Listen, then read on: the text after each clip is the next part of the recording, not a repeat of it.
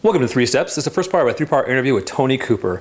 Tony Cooper, he went to, he grew up in New York and came to California. Been in California for 30 years. He went to Ivy League school. He's been in business for himself for the last 25 years. He runs a corporate training company, and he's married, and he has two teenagers.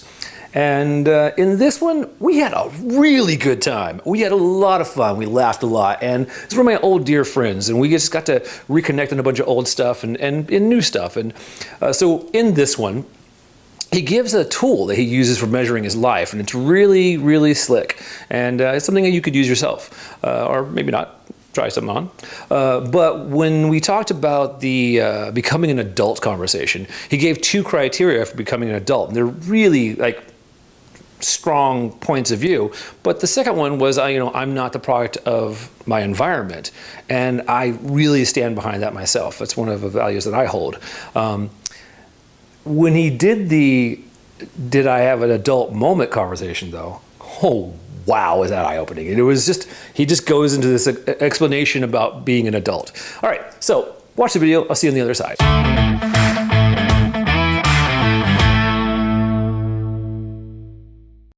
Welcome to Three Steps. This is Tony Cooper.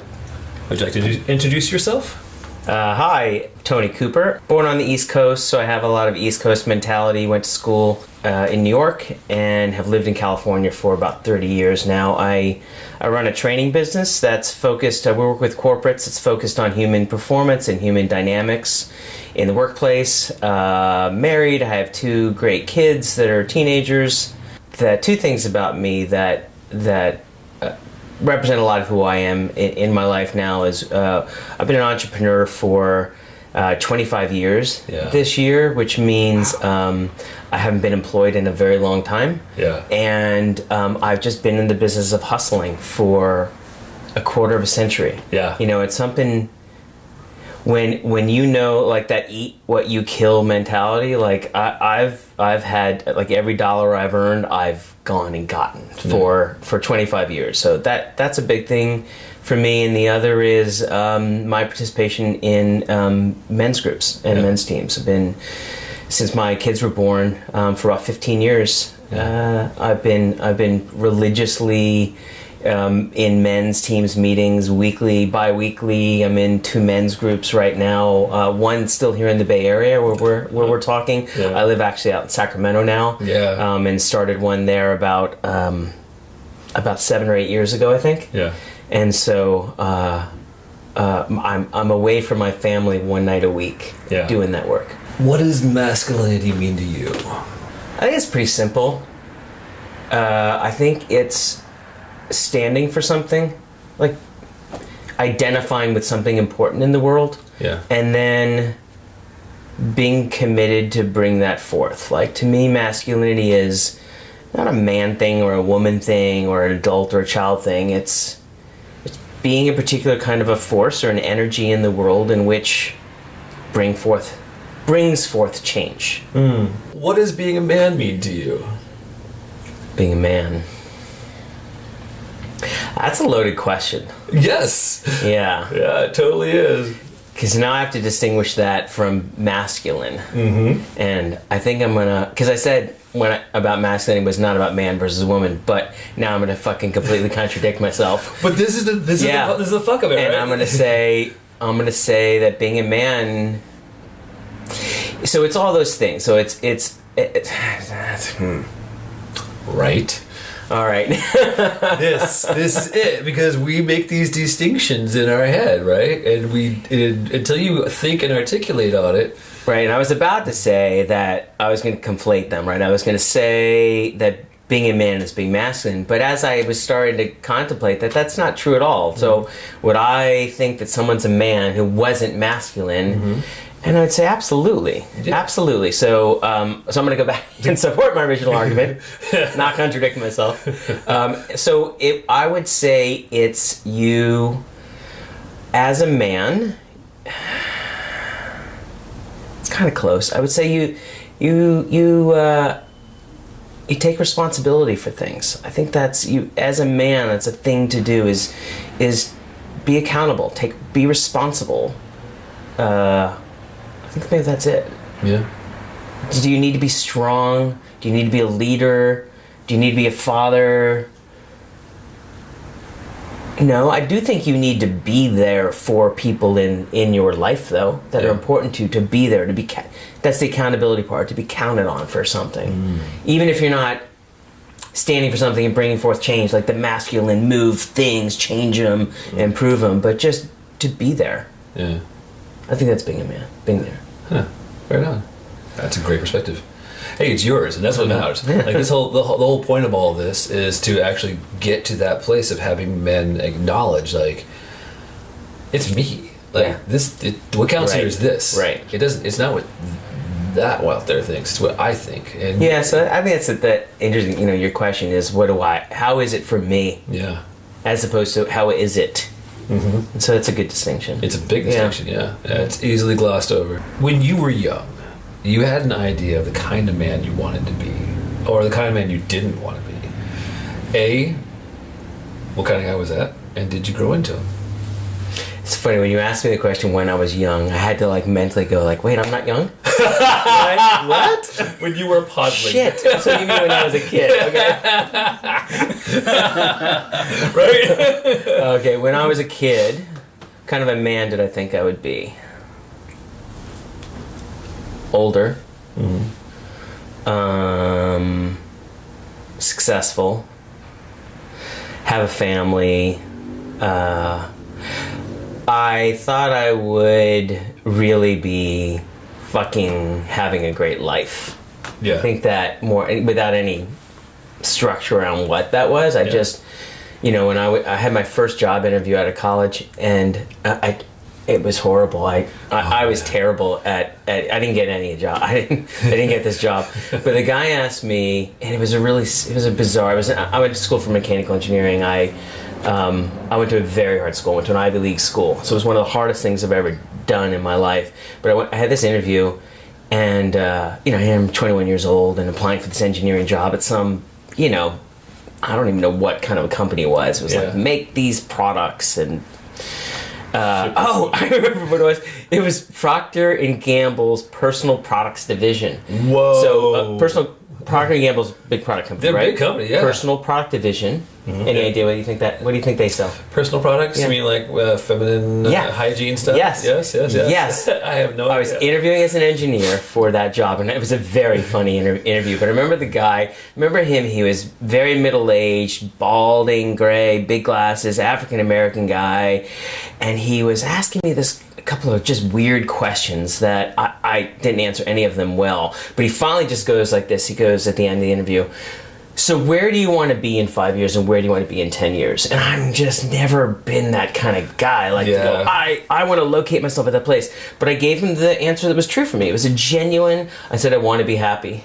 Yeah. And he looked at me like I was a fucking alien. Right. Like, no, really, what's the answer? Like, where do you really want to be? And so I was like, no, I really want, like, I will measure my life of it's going well if I'm happy. Yeah. So he wanted that corporate structure. Yeah, he wanted to know, I want your job, and I blah, whatever. I want to make this much money and have this much power. But I just, as a kid, being an adult, that's what I just had it as. Being a man was enjoying life. Like you just weren't at the effect of life. Like somehow life was at the effect of you, and you were enjoying it. Yes. So did you grow into him?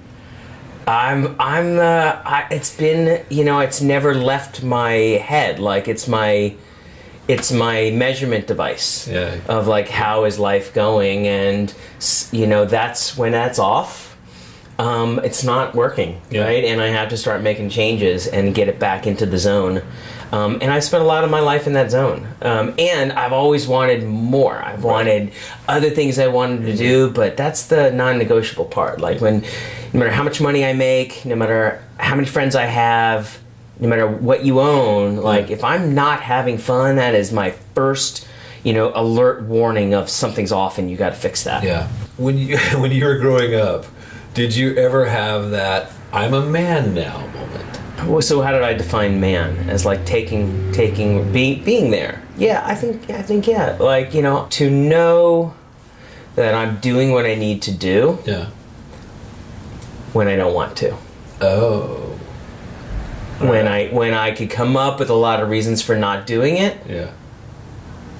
And maybe one of them is even because I'm not finding it fun, but I still do it. Yeah. I think that's when I'm being a man. Right on. Yeah. Cool. So, at moments, I've definitely been a man. Right, totally. Not always, but I don't see it as a place you arrive to. I think it's a place you're constantly striving to. And I think I've been a man, and I think there are times when I have been a man. Yeah. And it's fluid. Yeah, totally. It's a fluid thing. That's a healthy perspective, I think, honestly. What does it mean to be an adult? So I have teenage kids now, and so there's something really fantastic that happens between the beginning of your teens and the end of your teens. And my kids are right in the middle right now.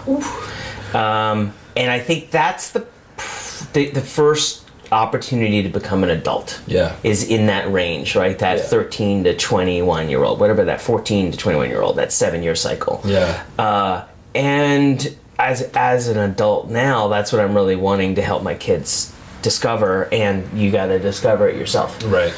So I think the first thing, and we went through with one of my kids recently that really got me thinking about this, is I think the first step as adulthood is that existential moment of being a teenager when you realize that you can take your own life.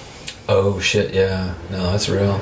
Because at that point, you're not a fucking kid anymore. Like the fairy tale moment is gone that, life ends and I could do that. Right. That is the first step in my world to adulthood. Yeah. And then grappling with that. Grappling with that reality. And being with it. And I don't think that ever goes away. You're always mortality. in the, there's an option at all times. Dude. Handling that, working with that, being that, and living your life without the heaviness of that is becoming an adult. I think that's the first step. And I think the second step in becoming an adult is when you stop blaming your parents for your life. Oh yeah, fuck, dude. Because if your parents or your upbringing or the shit that happened to you is making the declaration for you of what your life's like, you're not an adult. Yeah.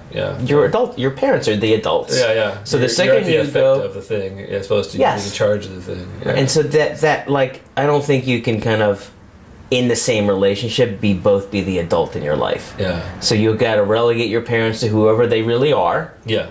And figure out if you love them or you can deal with that, or if you got to work on it, whatever. But then that creates a space for you being an adult, which is now, I'm not the product of my environment. I'm the product of my choices about my environment. Could you repeat that again for the audience? Yeah, so that's the adult thing, which is I'm not the product of my environment. I'm not the excuse of I was raised that way, therefore I have this particular way of being or an opinion or the way I do things. I'm not the product of my environment.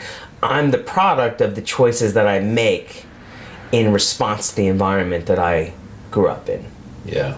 Did you ever have that recognition of that for yourself? Like, oh, I'm an adult now. Yes. Yeah. What was that moment like?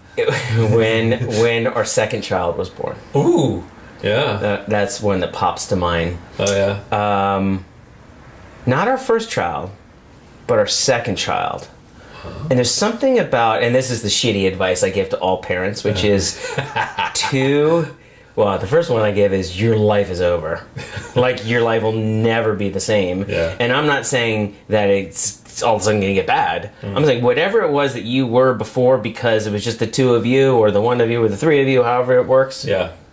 That's not happening anymore because now there's something you're bringing in that you are ultimately responsible for in a way that you've never been responsible for anything in your life. Yeah.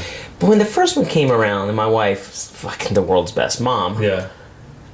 my interactions with my daughter were, here, will you deal with this for a little while? And I'd be like, my baby, I love her, and have fun, and we'd go on strolls, and then I'd come back and I'd give it back to mommy, right? Yeah.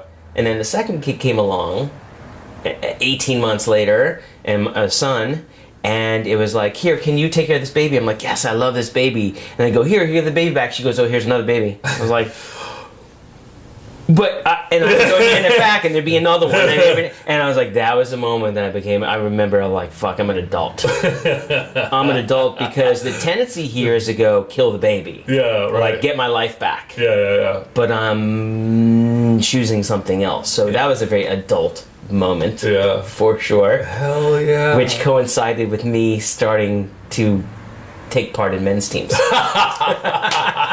Because I realized I didn't quite know how to be an adult. Right.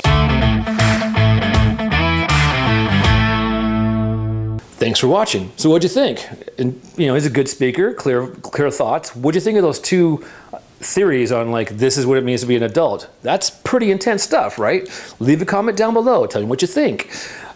We are so close. We're one person away from 100 subscribers.